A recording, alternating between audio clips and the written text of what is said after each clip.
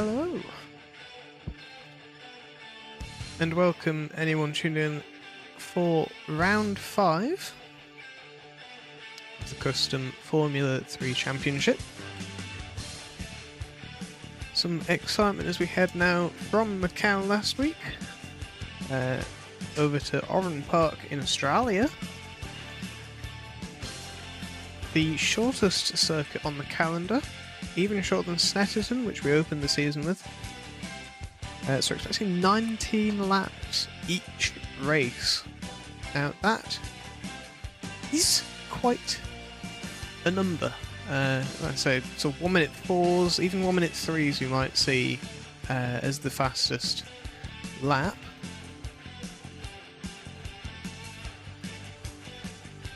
Not many overtaking places, so we're expecting probably quite a big train.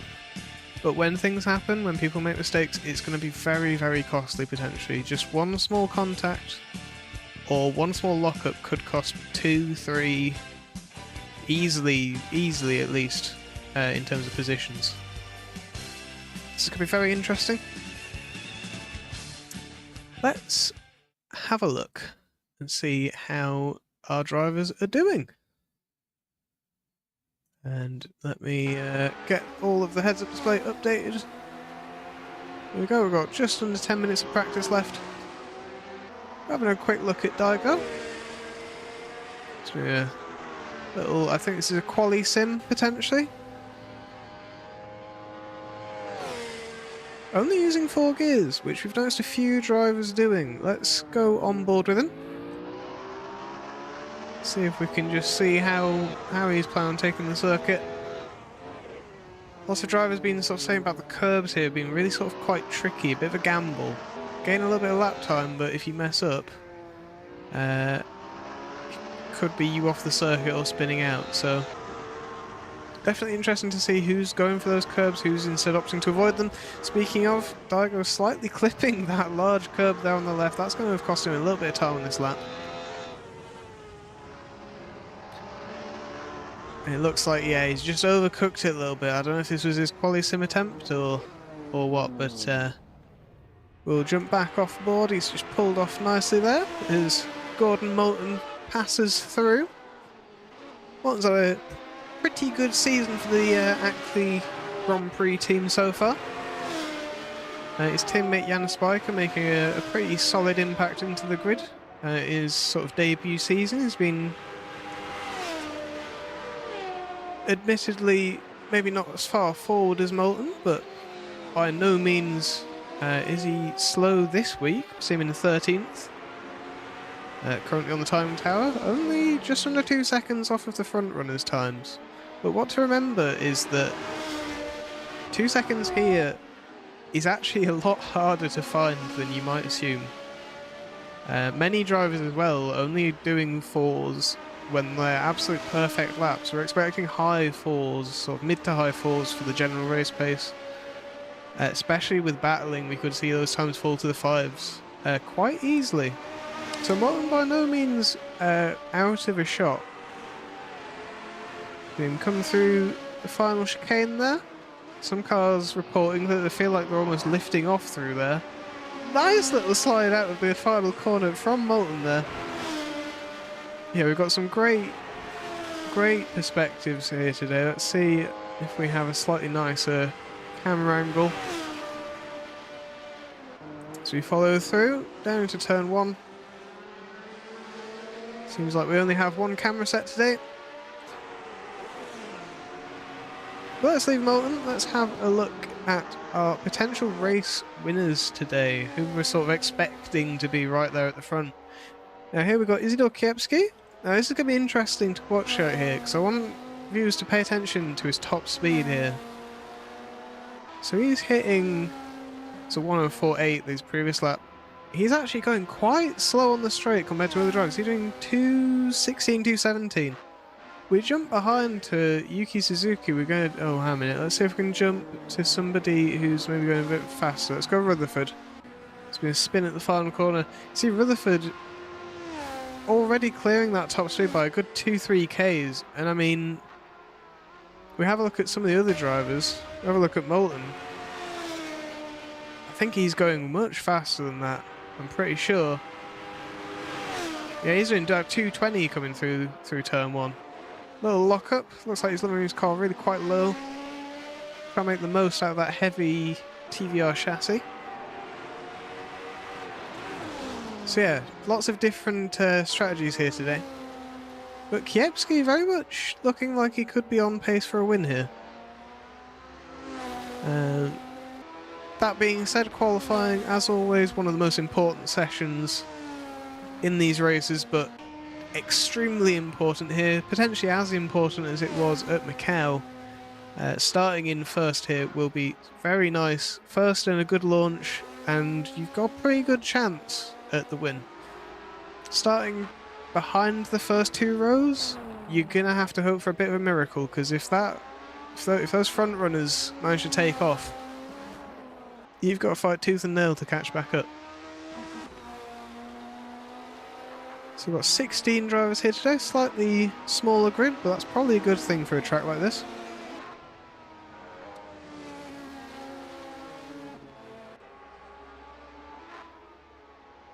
Let's jump on board with Peter Isaacs, who's in the sort of mid to high fours. He's back after a little time away. Now Isaacs will be serving a pit lane start, so he's very much just fully focused on race pace, which is really interesting to see he's opted for the soft tyres. If we have a look, we can see most drivers opting for mediums. I think Daigo, Yuki, so it's Kawamoto in second, Suzuki in third, and Rutherford in sixth, probably on softs for the quali practice. We've got 3 minutes to go until qualifying begins. So they're all probably on that to test, test for that. Now we're expecting probably a pretty close qualifying, if I'm honest. We've got a lot of drivers in the fours, a lot of drivers who are probably hoping to hit the sort of 4 dead mark in their quali if they can. That being said, with it being such a short lap, it's difficult to get into the zone and get your tyres warmed up properly. And just a simple mistake like that, that's tense. That being said, and that's even more so from Isaacs there. Getting air there, it looked like. Very unfortunate. You can see Yuki Suzuki's actually on his quali sim now, so let's jump on board.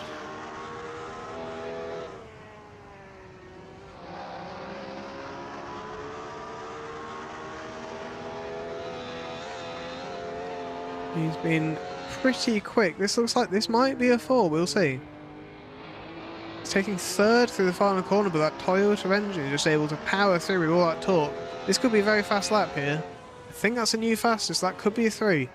That is a 103.8. So yes, we can expect to see 3s in qualifying.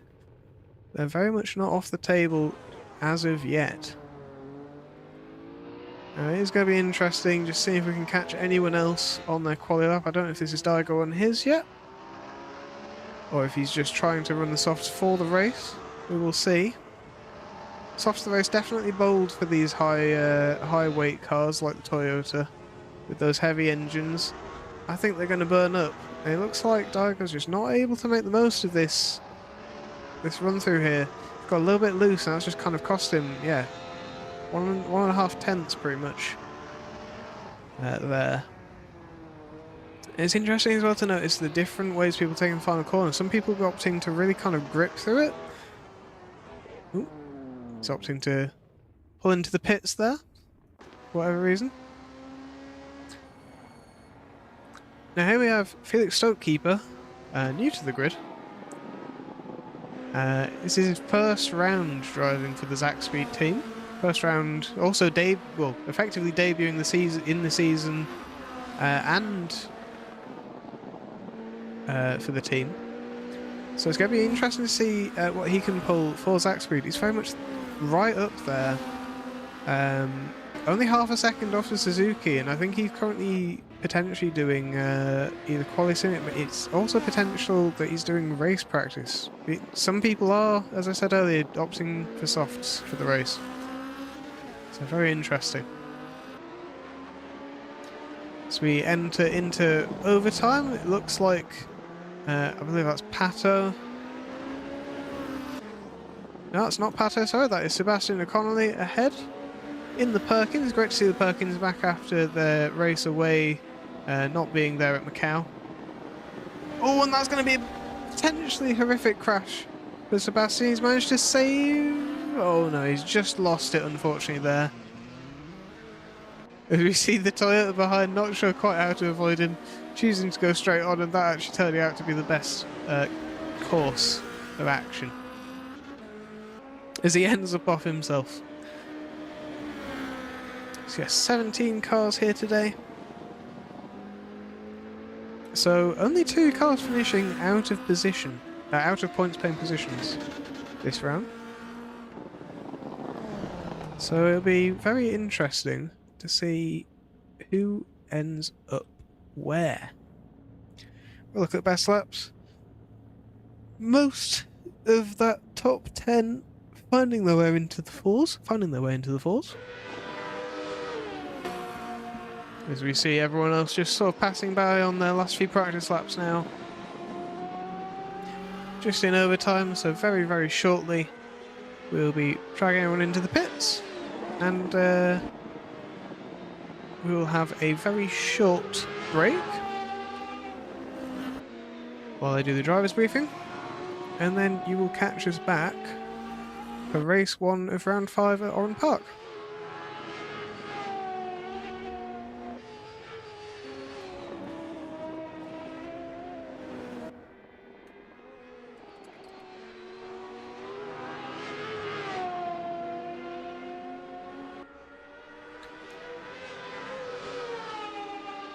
That beautiful Volvo going past there from Stribog.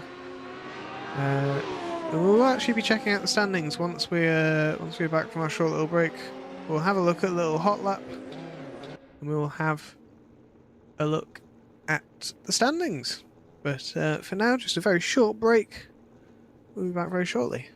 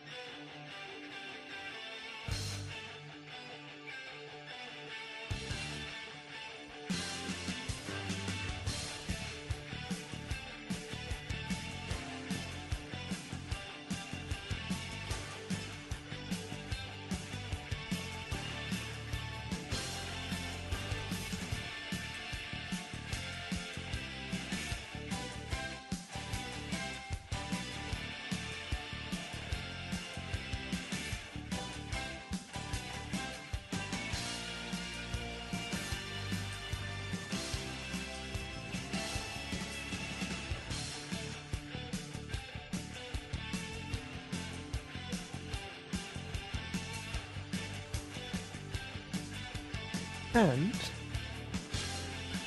we are about to get underway for the racing. Very, very soon indeed. See, most people have set their lap times now. So we'll have a quick look at a hot lap here from our new driver Felix Stopekeeper.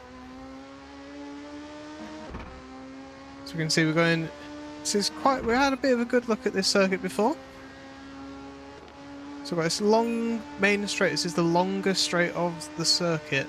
Then we've got turn 1 and 2 here. It's a little kink into a very difficult little hairpin here. Down into second for most cars. Some drivers first if they're opting for just 4 gears. Then we've got this sort of technical section to open up the lap. Most of it's second or third gear. Again, for the higher power cars, they've got to really be careful with their throttle. Lots of off camber, or just lots of just camber and turns in general that is really quite technical. This long right after bridge, very tricky. You got to watch out for the curves on the outside. Then we've got the sort of slalom S's, sort of chicane almost, but not really. More of a slalom, as I say. Then the very fast. This is a chicane that is literally flat over the hill. That's going to be very interesting watching the field go through. Then the final corner, they've got to be really careful and try and make the most out of not going into the wall on the outside, and not touching the curb on the left-hand side on the inside. Really interesting section of circuit there. We're going to quickly jump over to the standings quickly. Yuki Suzuki, 21 points clear. If he finishes 4th in both races, we're relatively certain that wraps up the championship. Daigo... oh, these aren't in order, interestingly. We then have Steffi Quester in 2nd, Daigo, Isidore, and Emma Rutherford. Then, oh, these standings are completely out of order. I do apologise. I will read out the correct standings. So Yuki Suzuki, 107 points. Steffi Quester, 88 points. Tied 3-way for 3rd is Emma Rutherford, Daigo Kawamoto and Isidore Kiepski, all on 86. 6th place is Kaito Yamaha, the other Toyota driver backing at Yuki Suzuki. He's on 76 points, so 10 points behind that 3-way tie. 5 points behind him is Frank Furter on 71. 8th is Geroyd O'Lanigan on 70 points, just 1 point behind Frank Furter. And Stribok Bashkaric on 45 points and Alan Cavallo on 35. Very much out of the conversation for any higher positions, but it's going to be interesting to see if they end up battling for those sort of 9th and 10th positions in the championship. We are now on the grid, and we're ready for what looks to be an interesting race here today. Just double check. Yep, we are in the pit lane. So on pole we have Kaito Yamaha looking to make potentially his 2nd win. Alongside Daigo Kawamoto looking to make his 1st. Isidore Kiepski looking to also make his 1st. 19 laps of racing at Oran Park. 5 red lights. And we're away. We can see a very good start from Yamaha. Even better from Suzuki behind, who looks to maybe take the race lead before turn 1. We'll see. Is he going to just support his teammate? They hope to go too wide into turn 1. Yamaha taking care there. We've got some contact behind. Frankfurt up into 3rd. Looking, again, he's taken 1 win so far. He's going to be looking to get ahead of these Toyotas if he can. We've got 2 wide there behind. Kawamoto and Kiepski desperately jostling for position, trying to get ahead of each other. But this is not the sort of circuit where 2 wide is advised for long periods of time. You're going to bleed and hemorrhage time all the way through the lap if you manage this. Looks like Kawamoto opting now finally to drop behind, whether intentionally or whether just his aerodynamics just didn't quite carry it for him. Quick Stopekeeper in 6th, managing to put a very good starting place on the grid for his first time out. We're going to see if he can hold on to that or maybe even make progress forwards. With Quester and Rutherford following not too far behind. Geroyd O'Lanigan, kind of rounding out the top 9 in this big train for first. You can see following the leader, I believe it's that keybind. Yeah, only 4 seconds separate these drivers. That being said, though, we've got 2 wide once again. Daigo trying to desperately get through on Kiepski, seemingly not caring whether or not it costs them both time in the end. He thinks he just really wants to get through, and it is going to keep costing him time. That's the thing. You can see that gap has built up already. Seconds from Kiepski to Furta. Furta's going to be very happy about that. Daigo and Kiepski, maybe not so much. The field behind as well, though, desperately very excited about the prospect of these two continuing fighting for fourth. We can see a little bit further behind. We've got Puskaric trying to make a move on Connolly here. Potentially looking to go round the inside. We see Connolly off into the sand, unfortunately. I don't know if there's contact there or not. It's going to be a horrific crash into the side there for Connolly. He's spun onto the circuit, but he's managed to keep it nice and safe, thankfully. Shmigelski Jr. pushes through and continues his race. Meanwhile, Moulton, now behind Puskaric, he's seen the position ahead end up in the wall, and he's thinking, right, okay, can I get up into the top 10? Is that a possibility? Speaking of top 10, Isaacs has made a pretty good start, it seems like, up into 14th already. Right behind Adrian Cheshire, thinking, okay, let's get past him. Previous history between these two, not the best. There has been some minor contact between these two before, I believe. However, Isaac's definitely all over the back of him and hassling him quite harshly, and he's hoping to get up into 10th place if he can. He definitely has the pace for it if he can get through these slower cars ahead of him. But carving his way forward, definitely not going to be an easy job this race. Good jump back forward, because it looks like Kawamoto might be going for Kiepski's inside once again into turn 1. He might clear him this time, actually. He's on the inside. He's broken fairly decently, and Kiepski looks like he just maybe got a little bit caught on the curb, and he's actually lost that position there. Kiepski down to 5th. Kawamoto now looking eyes forward. He's got half a second to Kiepski behind. The downside for Kawamoto is that Kiepski is running possibly the most downforce of the entire grid. So all the way through this section while following, he is going to be planted to the floor, and that might help him. That being said, though, looks like Daigo managing to maintain the gap so far, at least. We'll see what it'll be like later on in the lap. You see, look, oh, it looks like Shmigelski has retired to the pits. I'm not sure what's happened there. Bit of contact, it seems. Kiepski now in the slipstream. We're going to actually ride on board with Kiepski because I'm really curious. How is it going to go for him? He's actually losing time to Kawamoto in the straights. So this is definitely not ideal. The amount of downforce he's running genuinely hindering his chances here. Which could be quite a problem. Really. So we'll see. He does seem to catch a little bit through the circuit, but he's just not able to catch enough. And losing time in the straight when you're only half a second behind, that's not a good sign for your race, especially for the reverse grid race. So I wonder if we'll maybe see some quick setup changes between the two races. Speaking of races and setups, two drivers very much on the opposite ends of the spectrum in terms of power and weight. We've got Isaacs and Moulton here.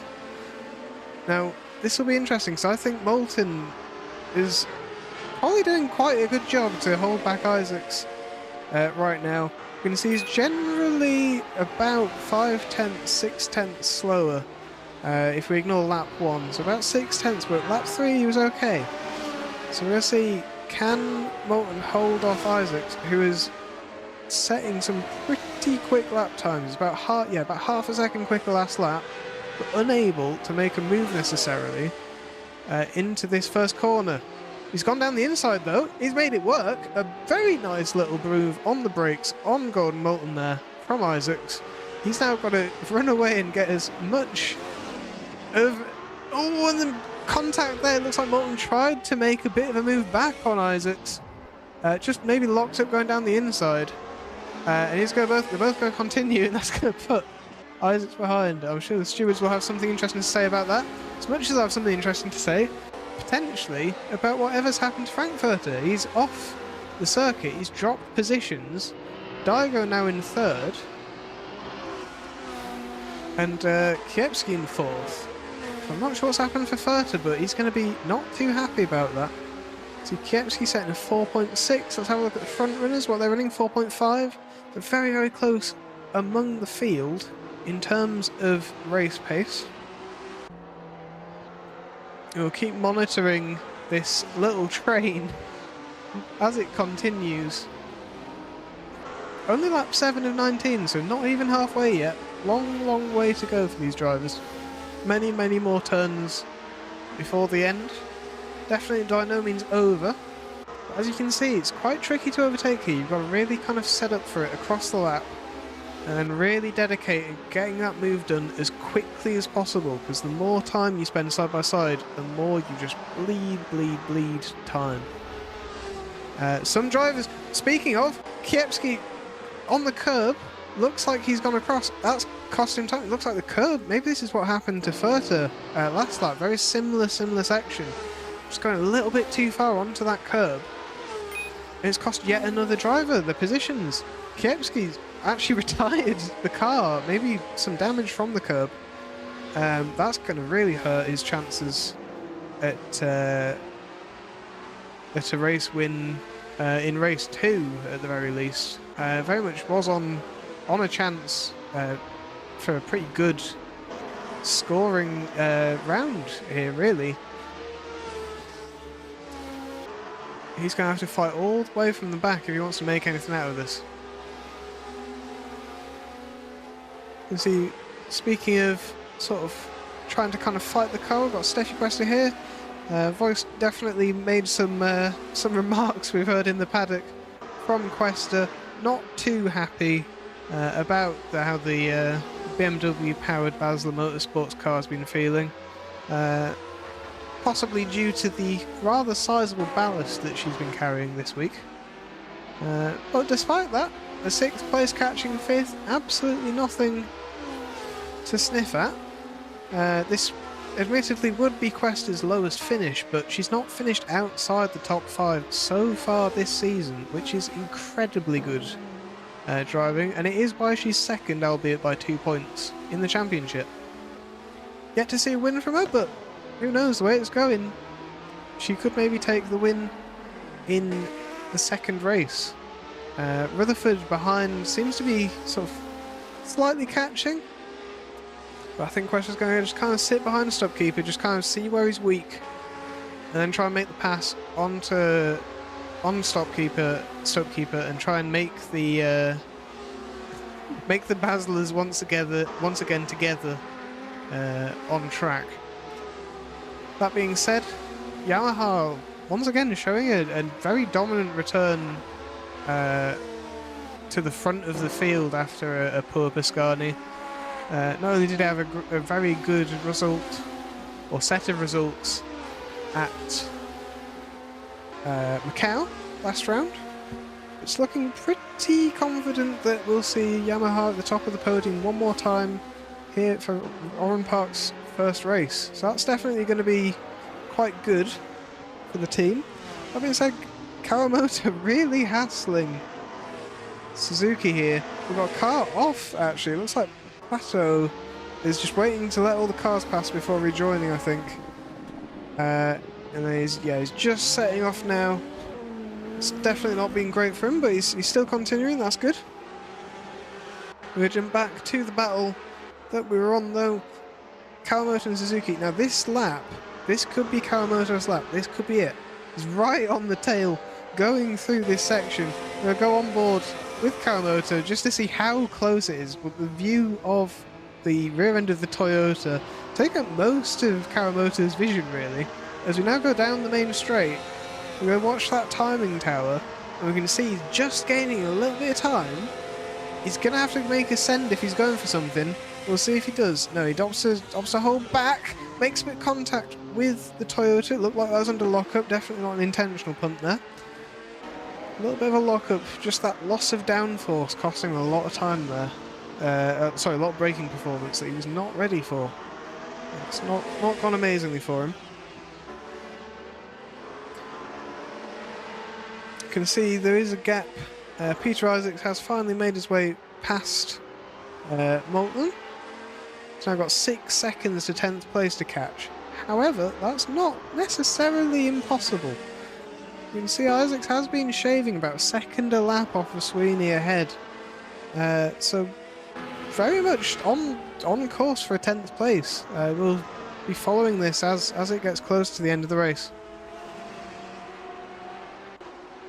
Also, though, we just really need to pay attention to this three-way battle, really. Almost four-way battle. Wonder if Questa's maybe going to try and communicate with their team and just sort of say, look, is there any way that Furter can help make this happen? But I think it's going to be all on herself. I don't think Furter can really help from ahead to get past Stokekeeper.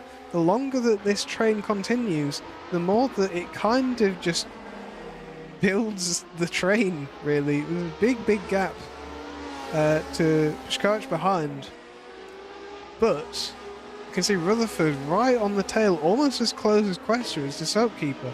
So this could really get quite chaotic fairly soon, especially with Questa having to kind of sacrifice time to follow Stokekeeper. The lack of downforce really not doing great things for either of the cars. The Vulcan, the red Vulcan following behind, and the green Basler that we're focused on. So it's going to be interesting seeing, especially as the tyres start falling off late in the race. It's going to be very curious.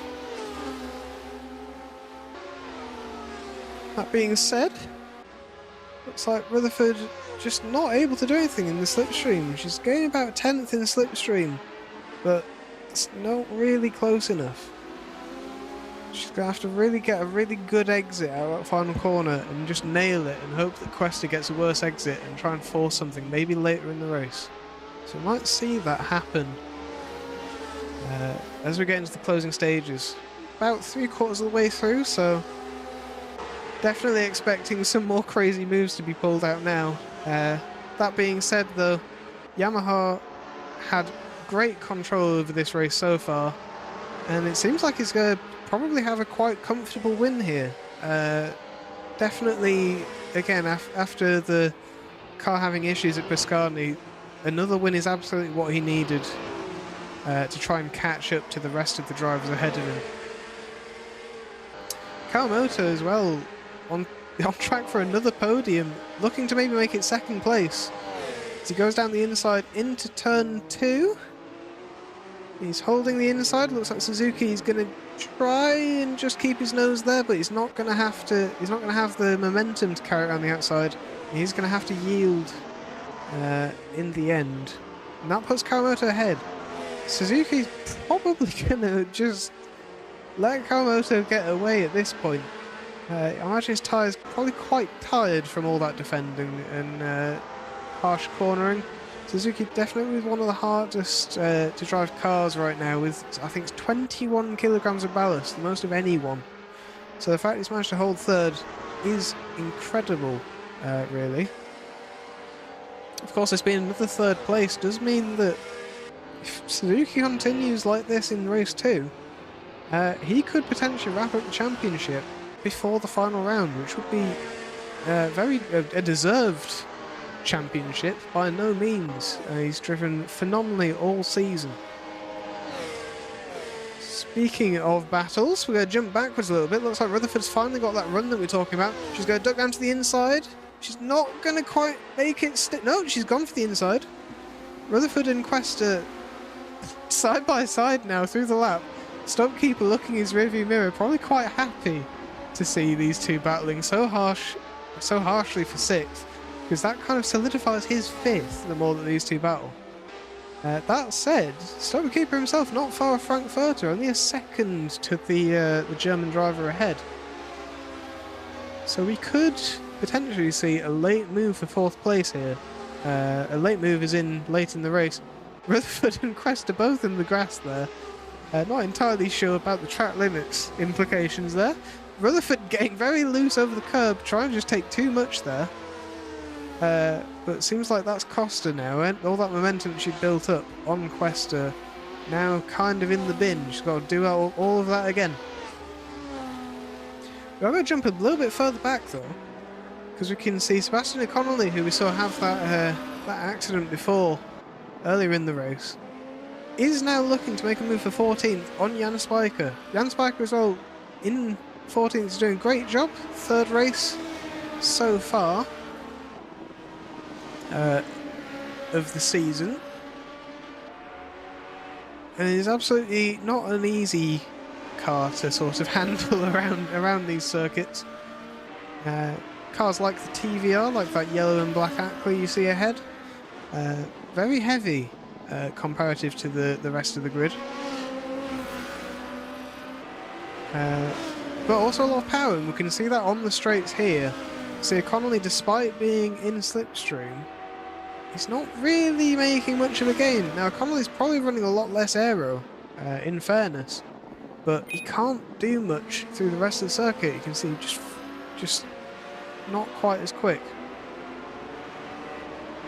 That being said, we're going to probably keep our focus on these cars for the foreseeable future. It seems pretty decided for the rest of the cars. Seems like Isaacs hasn't been able to make up the time on Sweeney like we'd maybe thought earlier in the race. I don't know if there's been more contact or a spin or something. This is one of the most interesting battles on the circuit right now, for 14th place. It looks like the train ahead potentially just going to finish in the positions they are in currently. Now, fun fact about Jan Spijker. Very much one of the two Dutch drivers, I believe. We've got Jan Spijker and Felix Stokekeeper, who's just joined this round. So representing the Dutch country.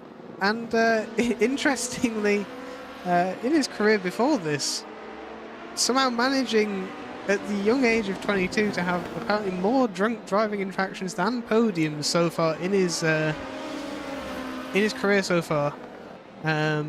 Interesting enough, sponsored by a brewery, which probably isn't helping matters too much. But he's definitely not driving like a drunk today. He's doing a really good job keeping Sebastian Ocolli behind. If we have a little look at the lap times between them, we'll see that although Spijker's been a little bit slower overall, he's just been able to sort of keep his car positioned well enough where it counts. And we can see, although O'Connell is able to get a nicer braking through the final corner, it looks like he's got a run here actually. I'm going to be quiet for a second, because this could be the move that we see. Second to last lap. Round the outside, interestingly, O'Connell is going for. It's definitely what I would have, not what I would have expected. He's onto the grass. He's outbroken himself. He's onto the grass and outbroken himself. That is really unfortunate for O'Connell. Really brave attempt for a move there. He's now got the lapping Kaito Yamaha ahead, who's on his last lap. Hopefully he's just going to make it nice and easy for Yamaha to get through. But while he is very much safe for the win, we're going to see here. Yep, he's letting through Yamaha now, and then just tagging in behind him, following him through the circuit, getting a little bit loose. But we can see this is probably, almost definitely now, just 2 corners to go, 2 real corners. We've got the chicane over the hill and the final corner, and this is your race winner for race 1 of round 5. Kaito Yamaha takes his second win of the season. Very dominant display there, led from start to finish, and a pole lap. 21 points scored out of 21. A great day for Toyota. Yuki Suzuki as well managing to hang on to that 3rd place in the end. Again, very, very good news for the team. Daigo taking 2nd. Again, probably would have liked 1st, but by no means a bad drive from the Lotus driver. So we can see both the Toyotas here coming around parading together. as are Questa and Furter. You can see Furter taking 4th. Again, a very solid drive from the German team. A little bit further back, we've got Rutherford taking 7th. Maybe a little bit lower than what she would have liked, but again, not a bad drive. And Geroyd taking 9th. Sweeney took 10th. And that rounds out your top 10, so Sweeney will be on reverse pole, which could be quite stressful for the Gold Leaf driver. We'll see what he makes of it. Isaacs, unfortunately, despite having, we get best laps up, despite managing to find 4/10 over Sweeney ahead of him, wasn't able to catch him. I wonder if he had a small incident during the race. Moulton took 12th. Tischler 13th with Spiker behind in 14th. Again, nice finish for the Ackleys. Moulton probably hoping that he could have got ahead of Isaacs and kept it there. We'll see maybe later whether or not there was an incident and whether either of these drivers dropped anywhere on the grid. Connolly again must be just really, maybe frustrated might be the wrong word, but disappointed. He really looked like he had a really good idea going around the outside, put the pressure onto Jan Spiker, but he's not able to make anything out of it. But, as I said, very, very well driven by all involved. We've got a small break now. We're going to just pull away to the splash screen for a second.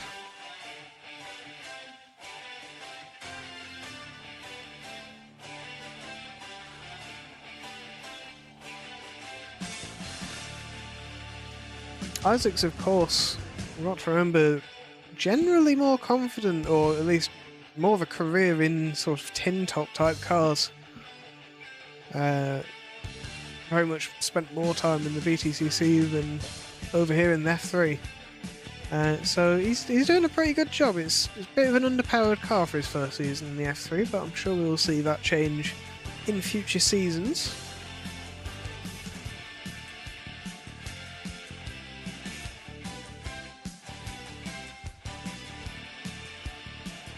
And yeah, it's going to be interesting. So we had, I think, 2 DNFs there, which absolutely not ideal for the 2 drivers.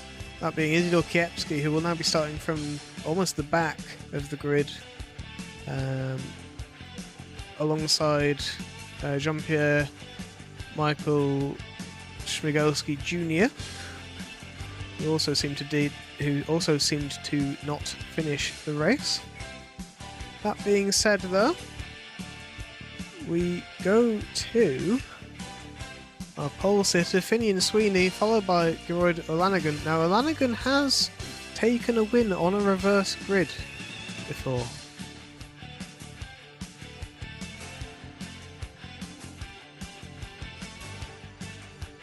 So, it's going to be interesting to see how the Gold Leaf manages to cope with the stress of being on that reverse grid pole. Geroyd O'Lanigan, obviously, again hoping, can he make this a second win for him? We're going to go onto the grid. Just going to quickly double check the car is off the circuit. Perfect. Sweeney is going to lead us off as the lights start to come on. We are 5 red lights, and away we go. That beautiful grid. He's had a really poor start. Geroyd O'Lanigan straight into first. He's going to see if he can potentially have this cleaned up before we even get through turn 2. If he can get this nice and confidently completed, which it looks like he is, that's going to be a nice little move. Stribog going for the inside, where I don't think there really was an inside to go for. As Rutherford getting a nice little slide there. That being said, Stribog going for the move, taking it. He is now in second quite comfortably. Rutherford now sort of desperately thinking, right, I'm much faster than these 2 ahead. I need to get through as quickly as possible, while Geroyd pulls almost a second already. Quick stop keeper having Frankfurter on the inside. This could be a problem. This could end in tears, potentially through this sector for both of them. So we've also got alongside Steffi Questa. Oh, and we've got Rutherford off into the wall. I'm not sure if that's contact or if she just misjudged it. She's going to rejoin all the way down in, I think that's 11th. really, really unfortunate for the Vulcan driver. As we look a little bit further behind, we've got Furter down the inside of Stokekeeper. He's going to have that compromised line though, and Stokekeeper's maybe going to have the opportunity to retake the position going through into turn 1. We're going to see he's pulling out. Oh, Frankfurter pulls inside defensively. We're going to see going through into turn 1. It looks like it's nice and clear for the driver. There's been contact behind. Maybe it's Quester into Stokekeeper. I'm not sure quite who the contact was with, but we've got 3 wide into the 4th corner of the circuit pretty much. A little bit of contact from everyone really. It's quite a mess back here. Isaac's desperately trying to hold off the cars behind, make them battle. The 2 Vulcans there not having a great time. They're in 11th and 12th. They want to be much further ahead if they want a good championship result out of this, for the team and themselves. That being said, Gerardo Lanigan and Stribog Puskaric both pulling ahead 2 seconds on the cars behind. They're going to be super happy. Stribog's going to be super happy. He's potentially got a podium lined up for him, which will be a huge, huge boost in points. And really help him secure 9th in the championship where possible. Stokekeeper looking to go maybe down the inside of the final corner on Kaito Yamaha, race winner of race 1. Now 2 wide, Isaacs has now got to decide who is he going to tuck in behind here. Looks like it's a 4 wide, a four-person train, all just ducking behind that car ahead of them. Try and make the most out of it. Finney and Sweeney probably feeling quite terrified. Isaac has gone straight. He's messed up on the braking. That's going to cost him huge amounts of time. He's now much, much further down. He's now in 14th, 15th. Oh, really unfortunate for him. Really shows how much a mistake in this race too could cost you if you misjudge your timing on a move. That being said, Suzuki try and get past Quester. Again, if Suzuki can finish 4th, he's pretty much got this championship in the bag. Almost definitely so. As we come through the sector of the sort of S's, all quite tricky corners here, that really, really long train just kind of solidifying it. Yamaha definitely knows he's quicker than Sweeney at this point. We're going to see if he goes for a move here. He's not going for the final corner, but he is going to go for it into turn 1, I bet. He's going to really try and make the most out of this exit. Same engine in these 2 cars, both cars Toyota powered, Kaito Yamaha and Finney and Sweeney. Kaito shows inside, is ahead. We've got Suzuki and Quester going 2 wide. Looks like Yamaha behind has made his move. Yeah, he's made his move there nice and comfortably, and so has Stokekeeper's made the move in the same corner. As Sweeney continues to sort of drop down the grid a little bit. That being said, 2 wide from Quester and Suzuki. This again is going to cost them more and more time as Quester kind of gets a bit elbowed out of the way there by Suzuki. Very much not much room on this circuit to make much in the way of moves, so we do expect a little bit of contact between cars, although should be avoided where possible. Speaking of, Kiepski desperately trying to find his way forwards into that 10th position after basically starting last from his poor race in race 1. Poor race result in race 1 of a DNF. Not really a result at all if you think about it. As Geroid takes home the fastest lap, beaten by a 10th by Frankfurter, but that 3-second gap, that is golden. Speaking of though, we've got contact between Stribog and Frankfurter. Unsure quite what happened there. That's going to cost both those drivers a lot of time as Frankfurter just spins his wheels up trying to rejoin the circuit, loses control and goes straight into the Vulcan. Really suboptimal, nearly having another accident as he tries to rejoin. Really unfortunate there for the German driver Frankfurter. You can see what he's trying to do, but just lost control there. Nearly caused quite a bad accident on the rejoin though. Suzuki following direct behind Stribog now. 5 seconds separate Geroid from the field. This could be yet another Piscani for the Irish driver. Again, a brilliant result for him if he can pull it off. Especially with his direct championship battle with Frankfurter, who is potentially going to be really quite far back in the field now. Suzuki managing to take 3rd away from Quester, pulling quite fast away from. Meanwhile, Yamaha going down the inside. This is going to be interesting. 2 wide into this corner. Yamaha trying to kind of squeeze. He goes down the inside. He kind of quite confidently takes that position there. That lighter car just really, really helping him out versus Quester's 15 kilos Yamaha are only on 9. 6 kilos might not sound like a lot of weight, but trust me, those tyres feel it, and those drivers really feel it. Meanwhile, Yuki Suzuki and Stribog looks like there's a bit more contact. That's unfortunately put Stribog all the way down into 6th, down to 7th, unfortunately. Again, not quite sure who was at fault there. Maybe just a bit of a racing incident. That being said, though, that has now given the Toyotas a clear run to work together and try and catch up to Geroid in first.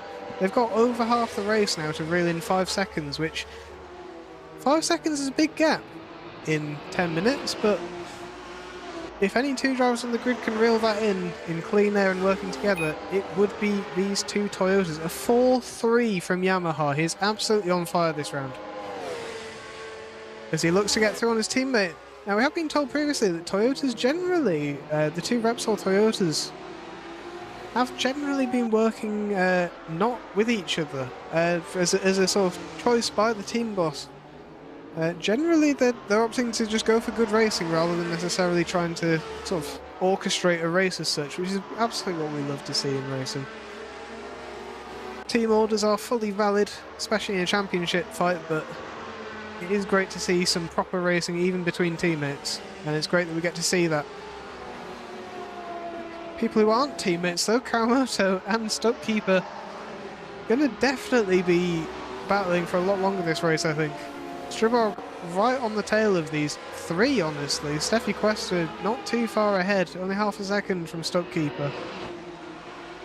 And we're going to potentially see a little bit more battling through here. Now, Kawamoto might have the run he needs, we'll see. So Yamaha very, very close to Suzuki ahead. Looks like they're both really sort of racing each other for this second place. This could end in tears potentially. But it's great racing nonetheless, as they now pull back into formation for this section. Not really anywhere to pass, at least for this sector. That being said, even despite the battling, they've already reeled a second off of Geroid and Lanigan. Whether that's from those two just pumping in amazing lap times together, or that's from those two just being a bit more consistent than Geroid in first, yet to be seen. But over half the race left, I'm expecting we're going to see a battle for first before too long. So we follow Kawamoto. Again, he was probably hoping for his first race win this weekend.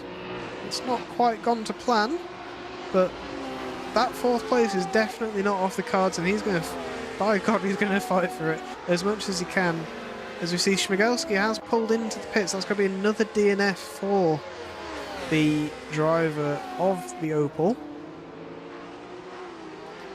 which is again not a great result, definitely not what we wanted. Meanwhile, we see Isidor Kiepski has actually just swept up the inside, just missed that overtake unfortunately, just caught the inside of Stribog, and that's going to move him up into 7th. Again, much better race than his first race for Kiepski. That being said though, still not great in general for the Vulcan team in 7th and 9th, especially if they're hoping for the championship, as they see their rivals. Oh, we've got a car parked on the inside. Tischler looks like maybe he's had a bit of a spin. He's got going again though. You know, we've seen cars sort of left and right struggling with this very tricky circuit, very technical, and very fast as well, very fast paced, as we've all seen so far. This is almost certainly on now. Kawamoto pulling to the inside.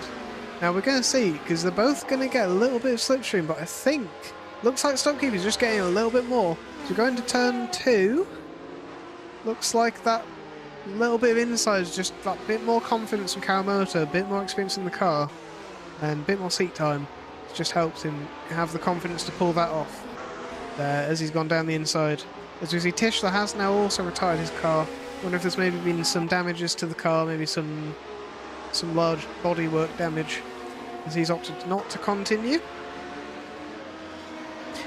And it feels a bit like deja vu, because I've noticed that we have Isaacs and Moulton once again battling for 11th. Now this will be interesting as a round 2. We'll see how it goes for the two, see if any lessons have been learnt from the first race of this round, and see if we can avoid it ending in a contact. once again, you can really see the sort of strengths of the two drivers. You can really see how much Isaacs just pulls through the corners, almost into the rear end of Moulton, the amount of speed that he carries through that corner. But then he's just sort of losing a little bit of time on the straights. He's getting that slipstream now. It's started to pull in. He's going to maybe try and see if he can send it really, really late. He's just shoved his nose down the inside. It's kind of worked. He's got a long side now. I am going to have to move a bit further back though, because we've got a bit further forward, because we've got Questa and Kawamoto now alongside each other. Kawamoto just getting around the outside, I think, and that's now a done move. Meanwhile, Isaacs has cleared Moulton. Unfortunately, just missing out on that racing. Meanwhile, Geroid, unfortunately, again missing the move. So much racing going on the circuit. Geroid now down into third. Looks like two Toyotas managed to pass him potentially in one go there. Now, this is by almost definitely going to be a Toyota 1-2, and if Suzuki takes this win, I think this guarantees him the championship with the current standings. However, we are going to jump further back, as this is not only about the championship for Suzuki, this is about the championship for so many other people who are battling right now. You can see these three cars, Questa, Stoka and Kiepski, really just nose to tail all the way around the lap. They're all battling for that 5th place. Kawamoto now already clearing off a little bit, got about 3/4 of a second to Questa. Puskaric slowly dropping down the order, but by no means doing poorly. Still holding on to 8th against Rutherford, who may have damage from the earlier incident she was involved with. That being said, are we going to see a move from Kiepski this lap? He's carried so much more speed through the final corner. He's got so much momentum. He's right in the tail of Stokekeeper. That being said, he is just about hanging on to 2/10 gap. He's not pulling. He's maybe even opted for more error after race 1, but that's really, really not helped him make any moves or make any progress this round. Meanwhile, speaking of making moves, been a bit of contact, I think, between Puskaric and Rutherford. Rutherford moving upwards. At the very least, Puskaric took a very wide line, maybe locked up by himself. Okay, I'm sure the steward's office will be quite busy after this race. We're going to jump back though to Stokekeeper, Stoka and Questa. Again, this new Dutch driver Felix, he's really proven himself pretty well in his first round. Scoring pretty well for a brand new driver on the grid. Especially this late into the season, everyone's got a lot more laps under their belt. He's right, managing to duck his nose as close as possible really there. But not quite managing to get anything done. That being said, I'm going to jump back forwards to Yamaha and Suzuki, who are battling for first, it looks like. Meanwhile, Geroid is messed up. That's moved him up. I don't know if there's contact between Kawamoto and Geroid, or what's happened there. That's going to cost him more and more positions the longer he can't rejoin the circuit. He's not going in 9th. That's really, really unfortunate for the Irish driver. He's looking great for a 3rd place, but just a little brake failure or mess up there, or maybe even contact, I say, with Kawamoto has cost him the position in the end. Really, really unfortunate for the two. For the team, sorry. And we are going to stay on board a little bit with these two. Stay focused on these two. Two Toyota drivers, very much dominating. When they are at the front of the grid, they are doing an amazing job of pushing that time. You see 2.5 seconds to Kawamoto behind. I doubt that's going to change over the rest of the race. We can actually probably have a look at the best laps very quickly. We can see Yamaha 0.3 of a lap faster than Suzuki, his teammate, on his fastest lap. So that's going to be really interesting to see, does Yamaha make it through on Suzuki by the end? That being said, I think that's just a timing tower glitch. It looked like maybe Geroid was making a move on someone, but I think that's just been a timing tower glitch. We are instead going to have a look back how is our favourite three drivers, Kiepski, Stutka and Questa, how are they all doing? Much running in formation at the moment. About half a tenth between them, not really making much progress either way. Rutherford has managed to catch up to the back of Kiepski a little bit, so maybe a two-pronged attack from the Vulcans might make this work. We will see. As Yamaha once again is tucked in behind Suzuki, but I don't think he's going to be able to make anything happen, at least into turn one, unless he really goes for it. But he hasn't. He's opted to stick behind another lap. That will be a battle we will keep continuing to watch. That being said, Stonker really on the tail of Questa. I think lost it under braking a tiny bit, just making sure not to go into the back of her.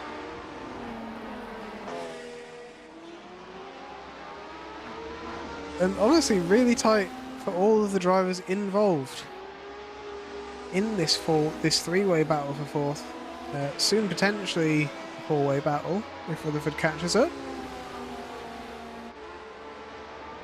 That said, we are going to jump backwards a little bit. We'll have a look at how Isaacs is dealing with Finian Sweeney. He's looking to get really past anywhere he can through this middle sector. Sweeney's made a mistake, maybe under pressure. Let's go allow Isaacs around the outside. He's going to have a beautiful move there. And now he's just got to really hope he can hold on to this as much as he can. That being said, I'm going to have to jump back forwards. It looks like Yamaha has maybe got the momentum needed to go for a move. No, he's had to go outside to avoid hitting his teammate. Right, we're going to jump back to Isaacs. He's now got to hold off a Toyota-powered engine, who's, you can see, is already stormed back through, but Isaacs has the inside. Can he make anything of it? Sweeney goes to the inside, trying to cover it off, but then ducks to the outside to get the proper braking line. That allows Isaacs to go up the inside and make it back through. That being said, Sweeney already alongside, trying to go around the outside, just hassling Isaacs, trying desperately stop the advantage that the Subaru-powered Sabre team has. While they don't have much engine power, they have a great amount of speed through the cornering section. So it's already pulled 6 tenths, which is great for the driver. I'm going to pull back forwards though, because it looks like Kiepski may be finally making a move on dispatching Stutka this lap. We will see.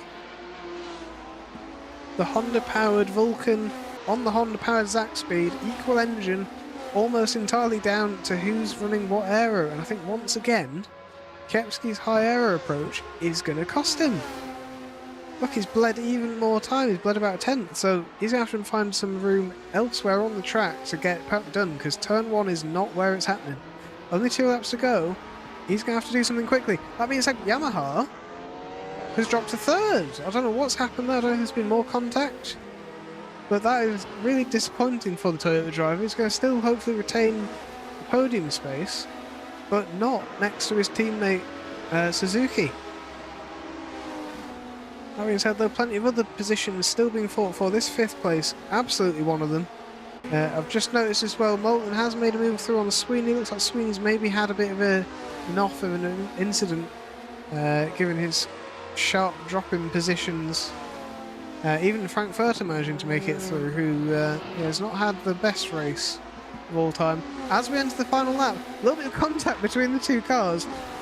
Rutherford also now in the mix. 1 lap to go. We're potentially going to see some quite big moves from some people on this final lap. Daigo only 7 tenths behind Suzuki, so if Suzuki makes a mistake on this final lap, that could even potentially be under threat. We will see. That being said, though, we are going to focus on this battle. Looks like most of the other ones very unlikely, but I'm expecting Kiepski to send this somewhere that Stutka is not going to be ready for, and this might end poorly. That being said, lapped car ahead might throw a spanner in the works for all involved. I think that's Sebastian Oconi or Pato Portas. He's unfortunately going to hold the cars up a little bit. And this is horrible to watch. He lets them all through. Looks like he's going to let all 3 of them through. That's going to just possibly, maybe, it's impossible to tell which way that's going to cost. As we now see, going through into the final corner. Kiepski's as close as he's ever been, but we know for a fact he can't do anything. He's not got the straight line speed, so that is going to keep Stutka his 5th place. Excellent result for the debuting Dutch driver.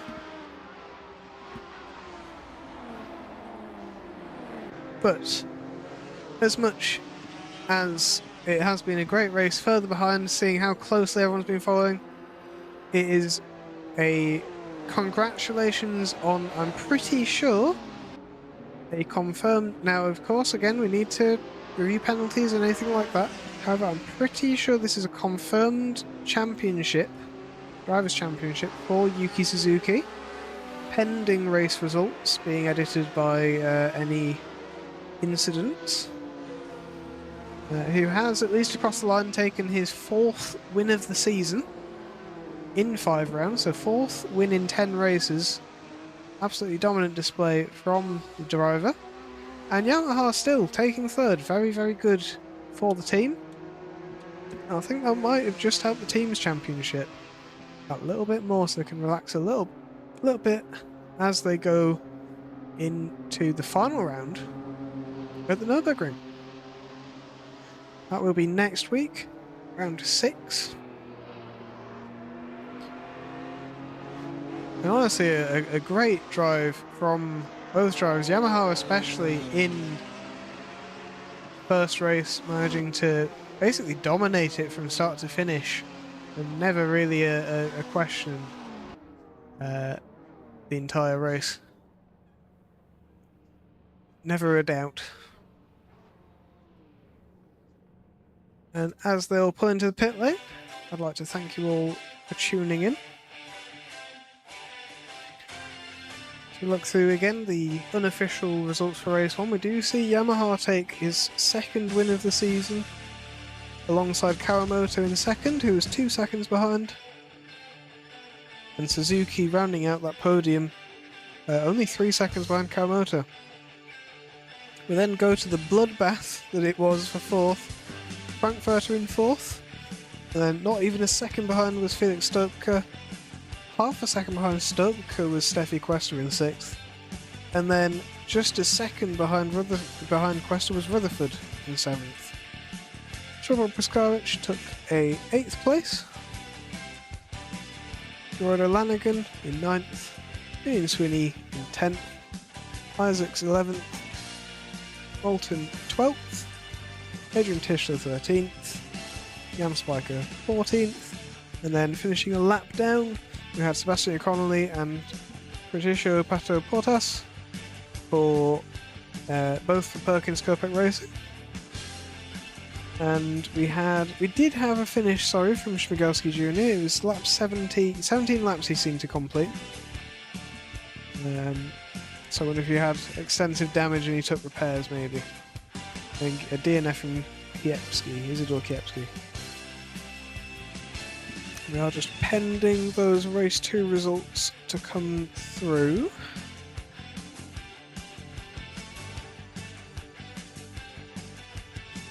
And the race 2 results have just come through, so Yuki Suzuki takes home his 4th win. Again, this is all pending incidents. I know there was some mild contact during the race. Kawamoto takes 2nd, just 3/10 behind. As 4 seconds then behind those two was Yamaha in 3rd. Steffi Quester took 4th, followed by Stopka a 2nd behind. 3/10 behind was Isidor Kiepski in 6th, Emma Rutherford in 7th, Trevor Piskavic in 8th again, 2 8th places for the Croatian driver. Gerardo Lanigan takes 9th, again just really unfortunate, that one lockup really cost him so many positions in the closing stage of the race. And Peter Isaacs takes 10th. Gordon Moulton 11th, Frankfurter 12th, Ian Sweeney 13th, Jan Spiker 14th, Sebastian O'Connolly 15th, Pato Portas takes 16th, a lap down. Again, both the Perkins Kopek Racing drivers next to each other in the end. And then we had 2 DNFs, Adrian Tischler and Jean-Pierre Michael Śmigowski Jr. As I said before, we'll be heading to the Nürburgring next round. That'll be the final round of the championship. We'll have the standings fully updated for that round, so we'll know what the championship fights are that we are looking for. Other than that, I hope to see you all next Sunday where we will see the end of this championship, Season 1, and hopefully some great racing again. So thank you all very much for tuning in. Have a good evening, or afternoon, or morning, wherever you are, and see you next week.